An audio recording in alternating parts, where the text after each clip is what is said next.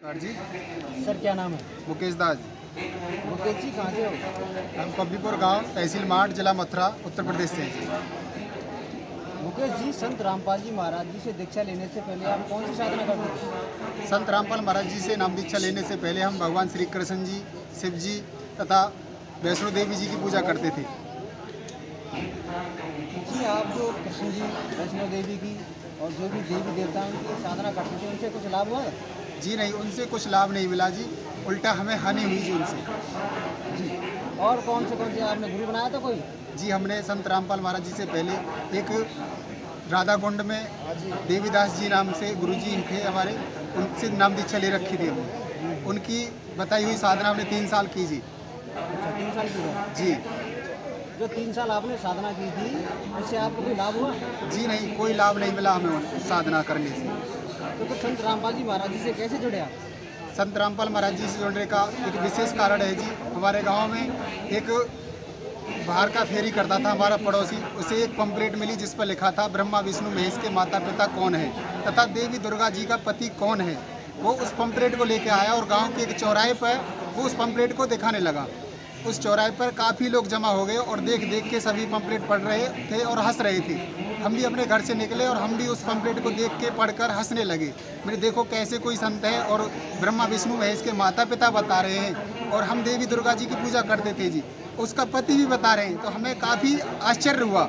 मैंने कि दिखाओ पंपलेट, ये हम दोबारा से देखना चाहते हैं क्या लिखा है क्या नहीं है। तो उन्होंने हमारे हाथ में पंपलेट दिया, उसमें लिखा था इन सारे प्रश्नों के उत्तर और 26 तारीख डली थी उस पर। 26 तारीख 2013 की बात है जी, ये 26 दिसंबर की। तो उस पर तारीख डली थी कि 26 दिसंबर को इन सारे सवालों के जवाब दिए जाएंगे बरवाला आश्रम में। तो जी, हमने बरवाला आश्रम देखा भी नहीं था। हमने उससे कहा था कि भाई कोई चले हमारे साथ, तो हम इन प्रश्नों का उत्तर जानने के लिए ज़रूर चलेंगे। तो हम उसके साथ गए जी। एक भगत था, जगत का था, वो मुझे लेके आया था पंपलेट, वो कहने लगा मैं चल रहा हूँ तेरे साथ और हम इन प्रश्नों को उत्तर लेके आएंगे। तो हम जी वहाँ पे आए मथुरा। तो मथुरा फिर हमें पता चला कि जिंद जाना है, जिंद। तो हमने जिंद का टिकट लिया और वहाँ हम सतलोक आश्रम बरवाला में पहुँच गए जी। वहाँ का नज़ारा देखते ही हमारे आत्मा बिल्कुल गदगद हो गई। वहाँ पे एक आरती चल रही थी शाम के टाइम, मेरे गुरुदेव भगवान दियो काल की फांसी। तो ये आरती चल रही थी और हमें जो पहले गुरु जी से नाम दीक्षा ले रखी थी वही बताते कि काल की फांसी कटेगी। लेकिन जब ये शब्द सुना हमने तो हमें लगा कि यहाँ काल की फांसी कटेगी। तो वहाँ फिर हमने सबसे पहले संत रामपाल महाराज जी से नाम दीक्षा ली, बाद में भोजन ग्रहण किया जी। सर, आपने जो संत रामपाल जी महाराज जी से दीक्षा ली उससे आपको कोई लाभ हुआ? जी, बहुत लाभ मिले। लाभ तो काफ़ी मिले जी। अब मैं लाभ बताने लग जाऊँ तो एक पुस्तक बहुत मोटी बन जाएगी जी। लेकिन कुछ 2-4 लाभ मैं बताता हूँ आपको कि सबसे पहले हम संत रामपाल महाराज जी से जुड़े थे। जुड़ने के बाद हमें काफ़ी लाभ मिले। जैसे कि एक बार हमारी भक्तमती बीमार हो गई काफ़ी, तो हमें जिला अस्पताल में भर्ती कराया मथुरा में। तो वहाँ मना कर दिया उन्होंने कि यहाँ सारी सुविधा नहीं है आपकी। तो फिर हमने एक प्राइवेट हॉस्पिटल है दरेसी मथुरा में, वहाँ भर्ती कराया जी उन्हें। तो उनके पेट में इन्फेक्शन फैल गया था सारा। तो वो डॉक्टर कह रहे थे देखो करते हैं कुछ इलाज हो जाए तो, और उनके पी लिया था जी। तो वो भर्ती थी और डॉक्टर इलाज कर रहे थे, 2-3 दिन इलाज करते लेकिन कोई आराम नहीं मिला। फिर हमने एक हमारे परिवार वाले वो कहने लगे कि इसका पीलिया झड़ाओ पहले। उनका 2.5 पाउंड कुछ पीलिया था आ रहा था रिपोर्ट में। तो हमने कहा भाई हम तो किसी झाड़ फूँक वाले से ये कराते नहीं हैं, क्योंकि हमारे संत रामपाल महाराज जी ये मना करते हैं। तो उन्होंने कहा कि ये मर जाएगी फिर ज़्यादा पीले हो जाएगा। तो हमने फिर विश्वास किया परमात्मा पर। हमने फिर प्रार्थना लगाई संत रामपाल महाराज जी के आश्रम में कि भगत जी ऐसे ऐसे हमें परेशानी है, हमारी भक्तमती को पीलिया हो गया है और ये यहाँ पे बढ़ती है और इन्फेक्शन सारा फैलता ही जा रहा है। डॉक्टर कह रहे हैं कि रिपोर्ट धीरे धीरे नॉर्मल होगी। तो हम इतना पैसा नहीं था हमारे पास में, हम बहुत ही परेशान थे। हमने प्रार्थना लगाई वहाँ पे, उन्होंने कहा परमात्मा ठीक करेंगे सब कुछ, आप दवा लेते रहो। तो जी हमने फिर एक डॉक्टर हैं सरकारी हॉस्पिटल में, जिला अस्पताल में, उनको भर्ती थी वहाँ पे। हम 1 घंटे के लिए उन्हें वहाँ से लेके गए। तो डॉक्टर को दिखाया हमने, तो वहाँ सर 1 रुपये का पर्चा बना हमारा, और उस 1 रुपये के पर्चे से जो दवा दी डॉक्टर ने, और उसमें परमात्मा का आशीर्वाद था। उन्होंने कह दिया था कि आप थोड़ी सी दवा दिला लो और परमात्मा दया करेंगे। तो उसी दवा से 1 रुपये का पर्चे में जो दवा मिलती है सरकारी हॉस्पिटल से, उनका पीलिया बिल्कुल ख़त्म हो गया जी। और हमारी भक्तमती 2-3 दिन में रिपोर्ट नॉर्मल आने लगी और हम घर लेके आए। ये लाभ हुआ जी। और एक लाभ और बताता हूँ जी कि हमारा एक बच्चा था छोटा सा 6-7 महीने का, उसको निमोनिया हो गया था जी। तो हम गांव से, अपने पब्बीपुर गांव से उसको टेड्डी गांव लेके आए दिखाने के लिए। टेड्डी गांव 7 किलोमीटर है जी हमारे गांव से। तो हम किसी की मोटरसाइकिल लेके दिखाने आए इसको। तो डॉक्टर ने कह दिया कि इसको मथुरा ले जाओ तुरंत ही, ये बचने वाला नहीं है। तो हम उसको घर ले गए। फिर हमने कहा मथुरा के लिए हमारे पास पैसे नहीं है।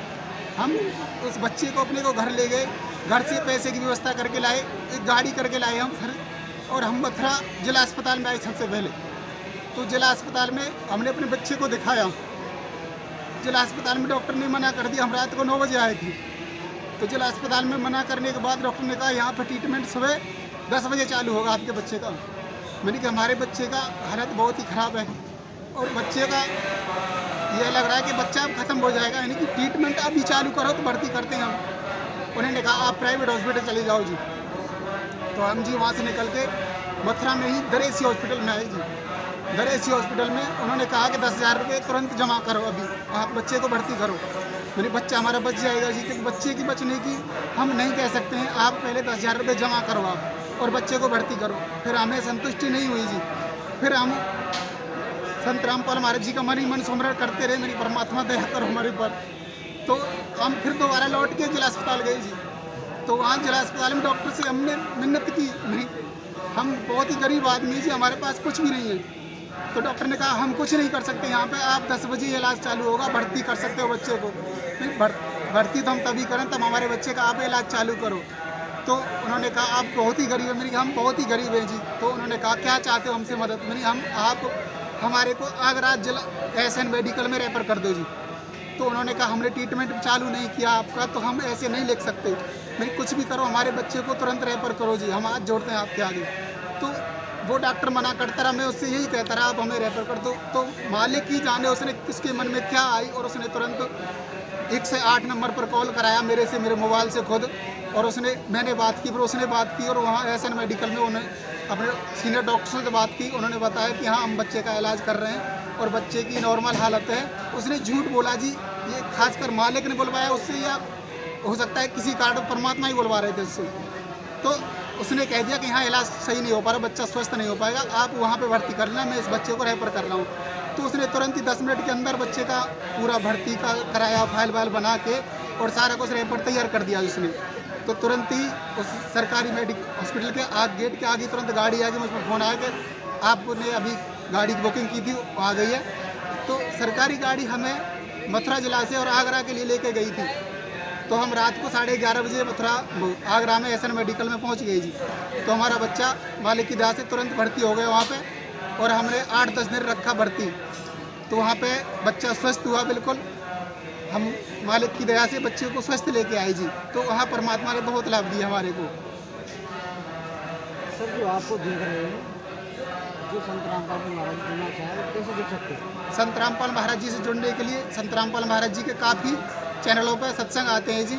और जो संत रामपाल महाराज जी के शिष्य गांव-गांव में पुस्तक सेवा करते हैं, उन पुस्तकों पे आश्रम के नंबर हैं जी, उनसे जुड़ सकते हैं। नंबर पर कॉल करके आप अपनी जगह बता दें, जहाँ से हो, कौन सी तहसील है, कौन सा गांव है, कौन सा जिला है, तो वो आपके नज़दीकी नामदान सेंटर का पता बता देंगे जी, और वहाँ से आप नाम दीक्षा ले सकते हो। जी धन्यवाद। सत्य साहिब जी।